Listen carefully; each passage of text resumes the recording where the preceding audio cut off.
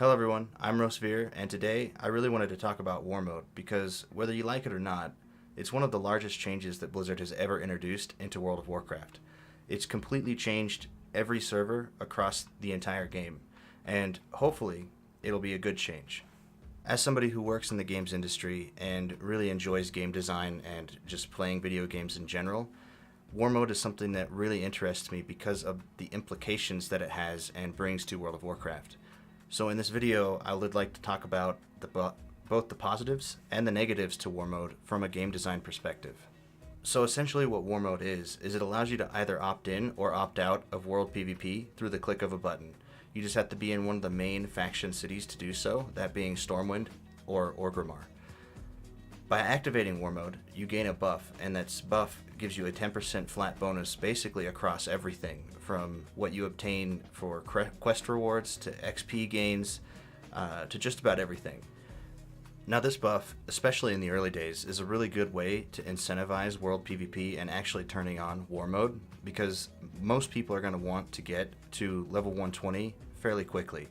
And by giving them the extra 10% bonus, I would say just about everybody, including the people who are from PvE servers and don't really have much interest in PvP, would be willing to turn on War Mode just for the leveling alone. Now after the leveling is over, there's going to be some people who turn off War Mode just because they want to go back to their flat, plain PvE experience because they got their quick leveling done, they got that little extra 10% bonus for the leveling, and they don't really care about anything else. And there's nothing wrong with that.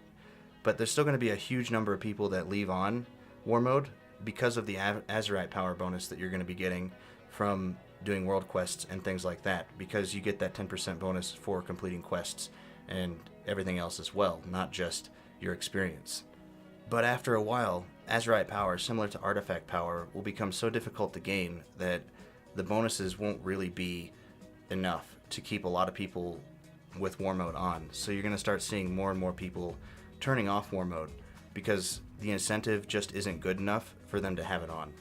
It's at this point we're going to start seeing the issues with War Mode more and more, because a lot of people are going to start slowly turning off War Mode more and more, so that we're going to have less and less people in the world, and people playing on War Mode are going to feel like the world's completely empty. And the people that you do come across are probably just going to be groups of the hardcore PvPers that are looking to get those PUBG style drops out in the world. So the first and probably the largest problem with this system is the incentive is not sustainable without making the rewards completely ridiculous. And I'm pretty sure that Blizzard knows this, and I don't think there's any way to truly fix this problem with War Mode. But who knows? Like I said, Blizzard's probably already thought of this problem, and maybe they've come up with a really innovative solution. We'll just have to wait and see. Another one of the larger problems with War Mode is the phasing between the people who have War Mode on and the people who have War Mode off. Because there's far fewer people, at least from my experience, playing with War Mode on currently, and this is kind of how I think War Mode's going to end up looking later on in the BFA expansion, after everybody's gotten the bonuses that they've wanted out of it. To illustrate my point, I went out to Darkshore, where the world quests for the pre-patch event to BFA, the War of Thorns stuff is going on, and decided to do these world quests with War Mode on, and just see how many players I came across and how much PvP I could actually get involved in. And I came across a couple Horde players and no Alliance players, so I never actually had the opportunity to PvP because I just never saw anyone of the opposite faction. And I feel like this is probably going to be how it ends up in BFA a couple of months in, after everybody's started to outgrow these rewards that you get from having War Mode on.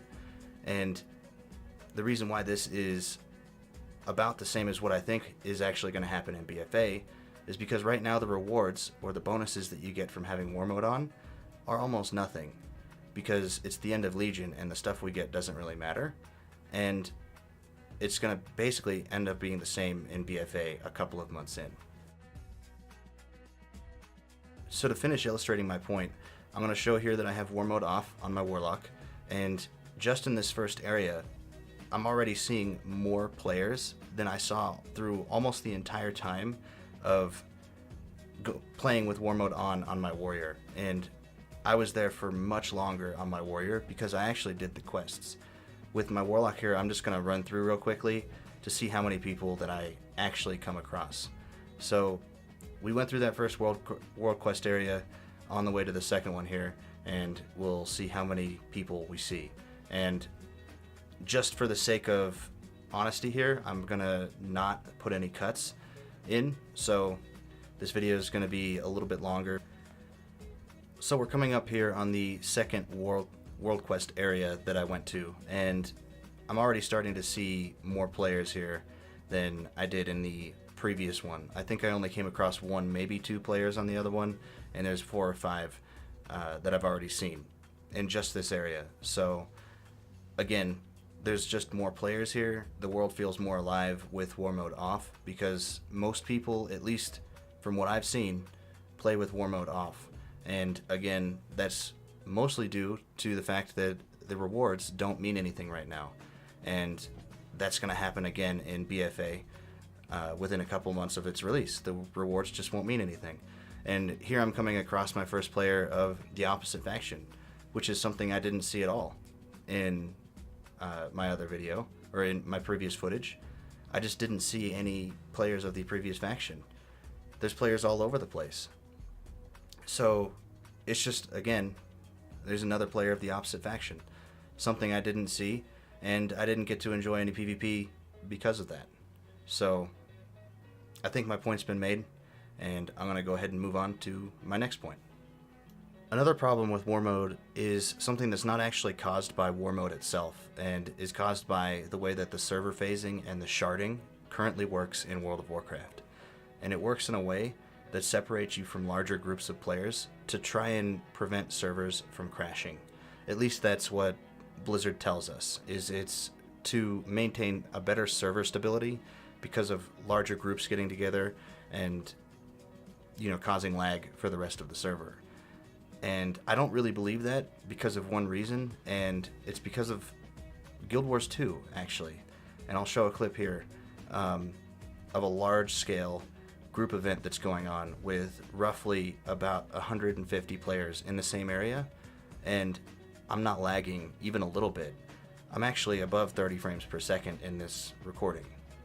So when Blizzard says that they've made these changes with sharding and phasing in World of Warcraft because of server stability, I don't really necessarily believe them, because I've seen other games and played other games where they don't have the same problems that Blizzard says that they're having.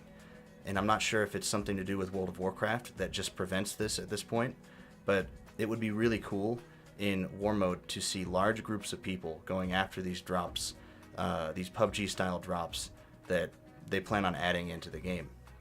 Because as it is currently, you probably won't see more than 5, maybe 10 players going after these drops at a time.